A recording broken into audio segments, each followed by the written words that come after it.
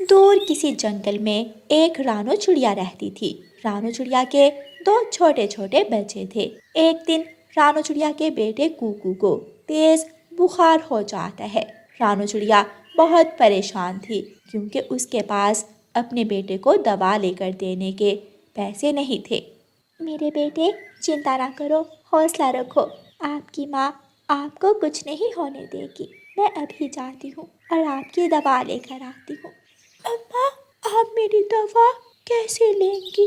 आपके पास तो मेरी दवा के लिए पैसे ही नहीं हैं। मैं जानता हूँ क्योंकि कल रात भी आप घर का राशन कबूतर चाचा से उधार लेकर आई थी। मम्मा, अगर आप कहें तो मैं अपनी सहेली मीना के पास जाऊँ। मैं मीना से कुछ पैसे उधार ले आती हूँ। हम भाई की दवा ले लेंगे और फिर बाद में हम वो पैसे वापस कर देंगे। नहीं मेरी बेटी, दिल नहीं मान रहा।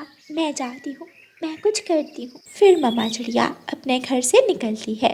मम्मा चिड़िया के पड़ोस में एक कबूतर रहता था। मम्मा चिड़िया कबूतर के दरवाजे पर जाकर दस्तक देती है। कौन है? बाहर कौन है? मैं अभी अभी सोया था। कबूतर भैया, मैं हूँ रानो चिड़िया। प्लीज दरवाज़ा खोलें, मैं बहुत परेशान हूँ। कबूतर उठता है और दरवाज़ा खोलता है। कबूतर भैया, मेरे बेटे कुकू को बहुत तेज़ बुखार है और मेरे पास इतने पैसे भी नहीं कि मैं अपने बेटे की दवा ले सकूं। प्लीज़ मेरी मदद करें, मुझे कुछ बताएं कि मैं क्या करूं। रानू चिड़िया, इतने पैसे तो मेरे पास भी नहीं है कि मैं तुम्हारी मदद कर सकूं। हाँ, मेरा एक जाने वाला दोस्त कौवा है। चलो, मैं तुम्हें उसके पास ले जाता हूँ। वो कौवा ज़रूर तुम्हारी मदद करेगा। ये सुनकर रानो चिड़िया बहुत खुश हो जाती है। फिर दोनों कबूतर और रानो चिड़िया कबूतर के दोस्त कौवे के घर की तरफ चले जाते हैं। कौवे का नाम कालू कौवा था। कालू कौवा सर पर पगड़ी बांधे बहुत बड़ा सेठ लग रहा था। कबूतर और रानो चिड़िया कौवे के पास जाकर बैठ जाते हैं और कबूतर धीमी आवाज में बोलता है। सेठ कालू जी, ये रानू चिड़िया है। इसके बेटे को बहुत तेज बुखार है और इसके पास बस बस, मैं समझ गया। मेरे पास रोज कितने ही ऐसे पक्षी आते हैं। तुम्हें पैसों की जरूरत है। हाँ, मैं पैसे दूंगा, लेकिन याद रखो, मैं किसी को मुफ्त में पैसे नहीं देता। मैं पैसे ब्याज पर देता हूँ। दुगने करके लूंगा। 2 महीने का टाइम दूंगा।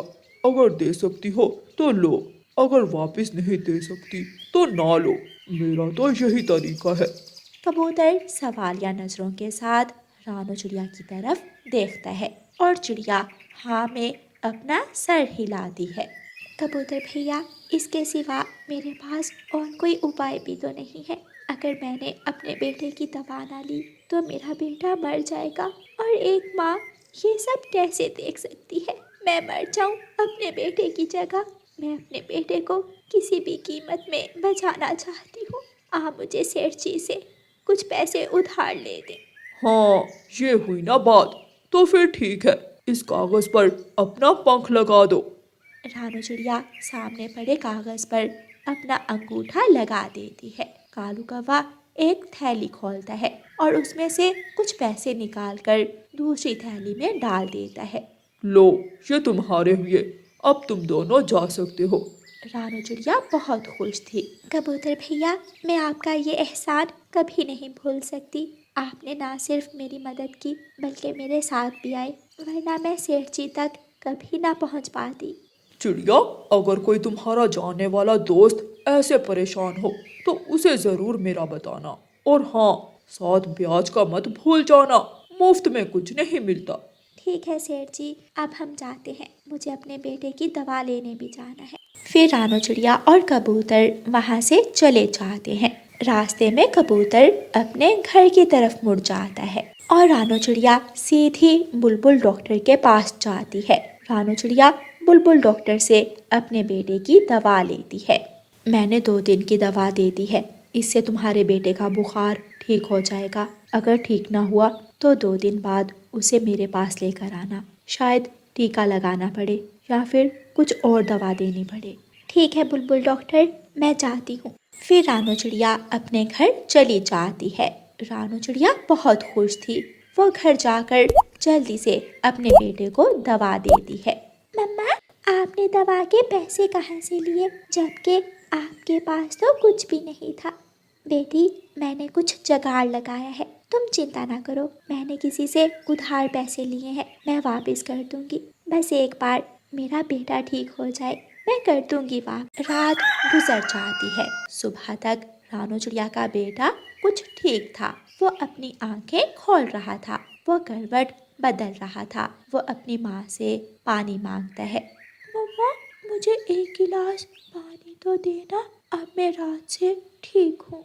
मम्मा चिड़िया जल्दी से अपने बेटे को एक गिलास पानी देती है। पानी पीने के कुछ ही देर बाद कुकू की तबीयत बिगड़ जाती है और वो बेहोश हो जाता है। मम्मा चिड़िया और उसकी बहन गुड़िया रोने लगती है। मम्मा, अब भाई को क्या हो गया है? पहले तो भाई ठीक था, रात से ठीक था, लेकिन अब क्या हुआ भाई को? भाई बात क्यों नहीं कर रहा? मम्मा चिड़िया तो रोए ही जा रही थी, उसे कोई बात नहीं हो पा रही थी। वो रोते रोते अपनी बेटी से कहती है, गुड़िया बेटी, तुम घर में रहना, अपने भाई का ध्यान रखना, मैं डॉक्टर बुलबुल को बुला कर लाती हूँ। रानू चिड़िया अपने घर से निकलती है। वो बहुत तेज उड़ती हुई बुलबुल के घर जाती है। बुलबुल, बुलबुल बहन, जल्दी करें, जल्दी मेरे साथ चलें। मेरे बेटे की तबीयत और भी बिगड़ गई है। मेरा बेटा आंखें नहीं खोल रहा, ना जाने उसे क्या हो गया है। वो बहुत बीमार लग रहा है, जल्दी चलें। क्या तुमने उसे दवा दी थी? हाँ, जो दवा आपने मुझे दी थी वो तो मैंने सारी ही दे दी। रात वो ठीक रहा, लेकिन सुबह होने के बाद ना जाने क्या हुआ, वो बेहोश हो गया। बुलबुल अपना बॉक्स उठाती है और जल्दी से रानू चिड़िया के साथ उड़ती है। घर जाकर बुलबुल कुकू को देखती है और एक लंबी सांस लेती है। डॉक्टर बुलबुल, क्या बात है, आप चुप हैं? प्लीज मुझे बताएं, मेरे बेटे को क्या हुआ है? मेरा बेटा ठीक तो है ना? मेरा बेटा बात क्यों नहीं कर रहा? बुलबुल बोले, कुछ तो बोले। रानू चिड़िया, बहुत देर कर दी तुमने आने में, माफ करना, मैं तुमसे कुछ छुपाना नहीं चाहती। तुम्हारा बेटा अब इस जंगल में नहीं रहा। तुम्हारा बेटा तुम्हें छोड़कर बहुत दूर चला गया है। ये सुनना था कि दोनों माँ बेटी जोर जोर से रोने लग जाती हैं। मम्मा, मम्मा, ये क्या हुआ? ये हमारे साथ क्या हुआ? मेरा भाई, मेरा भाई मुझे वापस ला दे। मम्मा, मैं अपने भाई के बिना मर जाऊंगी। मम्मा, मुझे मेरा भाई वापस ला दे। चुप कर जा मेरी बेटी, चुप कर जा मेरी गुड़िया, मेरी गुड़िया, चुप कर जा मेरी बेटी। एक को तो मैंने खो दिया, मैं अब तुम्हें खोना नहीं चाहती। आ, मेरे सीने से लग जा। माँ चिड़िया का जीवन उजड़ चुका था, उसके जीवन की सारी खुशियाँ जा चुकी। दूसरे दिन मम्मा चिड़िया अपनी बेटी को साथ लेकर कबूतर के पास जाती है। कबूतर भैया, ये कुछ पैसे बाकी बचे हैं, ये आप सेठ जी को दे दें। मेरा बेटा तो अब इस दुनिया में नहीं रहा। रानू चिड़िया, मैं तुम्हारा दुख दर्द समझ सकता हूँ, लेकिन तुम्हें मेरे साथ जाना होगा। जो बात होगी तुम खुद सुन लेना। मुझे डर है कि सेठ जी कोई नई बात निकालेंगे। उसे किसी के दर्द दुख से कुछ लेना देना नहीं। रानू चिड़िया मान जाती है और वो कबूतर के साथ सेठ जी के घर की तरफ जाती है। गुड़िया भी पीछे पीछे उड़ती जा रही थी। तेरा बेटा मर गया है तो मैं क्या करूं? पैसे पूरे करो। मैं आधे पैसे वापस नहीं लूंगा और जितने पैसे कम हैं उन पर ब्याज भी लगेगा। कबूतर धीमी आवाज में बोलता है। सेठ जी, हिसाब करके बताएं ब्याज के कितने पैसे हुए और चिड़िया ने खर्च कितने किए हैं। सेठ कालू कौवा गुस्से में बोलता है। ब्याज का हिसाब मेरी पत्नी गौरी कवि करती है। गौरी, गौरी यहाँ आओ, हिसाब वाला खाता भी साथ लेकर आना। रानू चिड़िया का नाम लिखा होगा उस पर। थोड़ी देर बाद कालू कौवे की पत्नी गौरी कवि एक बड़ा सा रजिस्टर लेकर वहाँ आ जाती है। चिड़िया, अभी एक दिन पहले ही तो तुम पैसे लेकर गई थी, अब इतनी भी क्या जल्दी थी? 2 महीना इस्तेमाल तो कर लेती, इन पैसों से कुछ मुनाफा कमाती, अपना भी कुछ बनाती और हमारा भी बनने देती। ब्याज तो लगेगा, चाहे इनमें एक सिक्का भी कम है, एक सिक्के पर 2 सिक्के ब्याज के होंगे। मैं अभी हिसाब करती हूँ और देखती हूँ। कालू कौवे की पत्नी गौरी कौवी रजिस्टर खोलकर देखने लगती है और रानू चिड़िया धीमी आवाज में कहती है, बहन जी, मैं ये पैसे व्यापार के लिए नहीं लेकर गई थी, बल्कि मेरा बेटा बीमार था, मुझे अपने बेटे की दवा लेनी थी। कल मेरा बेटा मुझे छोड़कर चला गया और अब ये पैसे मेरे किस काम के? अच्छा अच्छा, जो हुआ बुरा हुआ। तुम्हारी तरफ 20 सिक्के बनते हैं। 20 सिक्कों का सुनकर रानू चिड़िया हैरानी से कबूतर की तरफ देखती है, लेकिन कबूतर अपना मुंह दूसरी तरफ कर लेता है। 20 सिक्के तो बहुत ज्यादा हैं, इतने कैसे बन गए? मैंने तो इनमें से कुछ ही खर्च किए थे। कबूतर, सुन रहे हो ना, जब लेने की बारी थी तो कितनी भोली बन रही थी ये, अब मुझे चालाक बनकर दिखा रही है। इसे समझा दो, अगर मुझे देना आता है तो मुझे लेना भी आता है। ऐसा ना हो कि मैं कोई और तरीका अपनाऊं। इसे कहो मेरा पैसा मुझे सीधे से वापस कर दे। सेठ जी, आप चिंता ना करें और गुस्सा थूक दें, मैं चिड़िया को समझा दूंगा। चलो रानो चिड़िया, हमें अब यहाँ से जाना होगा। रानू चिड़िया बाकी बचे सिक्कों की थैली गौरी कवि को पकड़ाती है और कबूतर के साथ वहाँ से चली जाती है। घर जाकर रानू चिड़िया उदास होकर बैठ जाती है। मम्मा, आपने पैसे ब्याज पर लेने का फैसला बहुत गलत किया था। अब हम कहाँ से ब्याज के पैसे लौटाएंगे?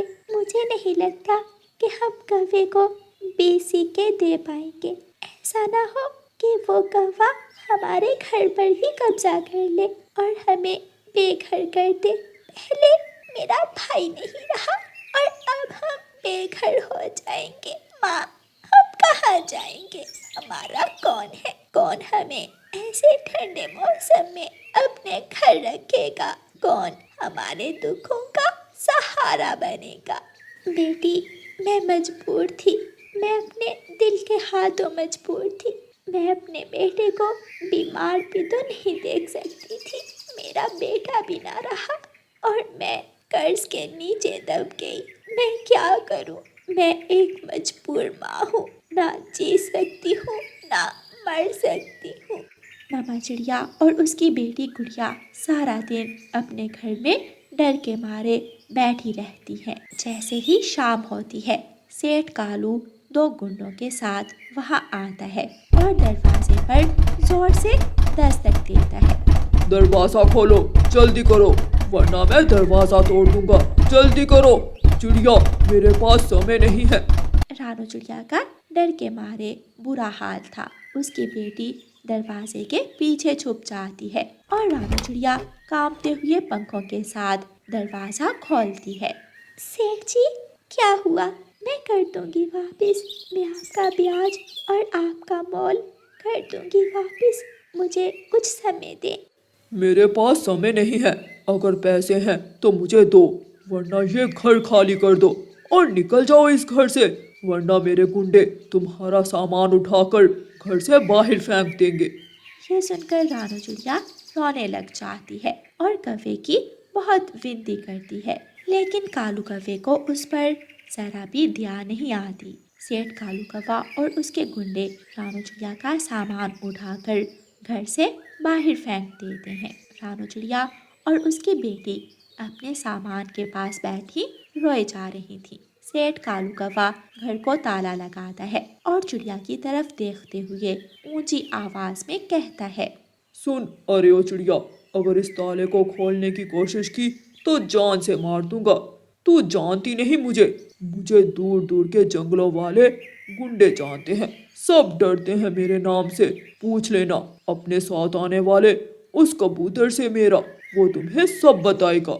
ऐसे कहते हुए सेठ कालू कौवा अपने गुंडे लेकर वहां से चला जाता है। मम्मा, अब हम क्या करें? कहाँ जाएं? चलो बेटी, अब हमें कहीं तो जाना ही होगा। हम ऐसा करते हैं, हम तुम्हारी नानों वाले जंगल चले जाते हैं और तुम्हारी नानों के घर को फिर से ठीक करके वहाँ रहना शुरू कर देती हैं। मम्मा चिड़िया और गुड़िया वहाँ से उड़ती हैं। वो अभी रास्ते में ही थी कि उन्हें सामने से आने वाला एक विदेशी पक्षी रोकता है।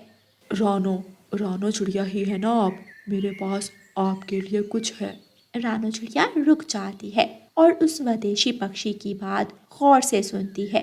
ये कुछ पैसे आपके पति के कंपनी की तरफ बनते थे।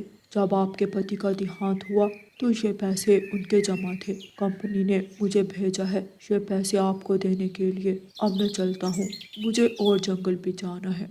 वो पक्षी एक थैली रानो चिड़िया को देता है और वहाँ से चला जाता है। रानो चिड़िया की आंखों में आंसू थे और वो उस पक्षी को जाते हुए देख रही थी। मम्मा, क्या पापा मरने के बाद भी हमें देख रहे हैं? क्या अब भी पापा को हमारी चिंता है? क्या अब भी पापा हमारे लिए कुछ कर रहे हैं? हाँ मेरी जान, आपके पापा अब भी हमारे साथ हैं। वो हमारे दुखों को देख रहे हैं, महसूस कर रहे हैं। मम्मा, तो पापा ने मेरे भाई को क्यों नहीं बचाया? मेरा भाई क्यों मर गया? बेटी, शायद आपके पापा कुकू को अपने पास बुलाकर उससे मिलना चाहते थे। अब हमारे बच्चे बट गए। कुकू अपने पापा के पास चला गया और गुड़िया अपनी मम्मा के पास। ऐसे कहते हुए मम्मा चिड़िया जोर जोर से फूट फूट कर रोने लग जाती है। शाम तक दोनों माँ बेटी वहीं बैठी रहती हैं और फिर शाम के बाद सेठ कालू कौवे के पास जाती हैं। उसका ब्याज और उसका मोल उसे वापस कर देती हैं। मम्मा चिड़िया अपनी बेटी के साथ वापस अपने घर में आ जाती है। अब वो अपने घर में रह सकती थी। मम्मा चिड़िया का दुख बहुत बड़ा था, कभी ना कम होने वाला। लेकिन उसके पास घर था, उसके पास उसकी बेटी थी जिसे वो प्यार कर सकती थी, जिसे वो देख सकती थी। कुकू का दुख वो कभी नहीं भूल पाएगी। प्यारे दोस्तों, इस कहानी को लाइक, अपने दोस्तों के साथ शेयर और चैनल को सब्सक्राइब करना बिल्कुल मत भूलना।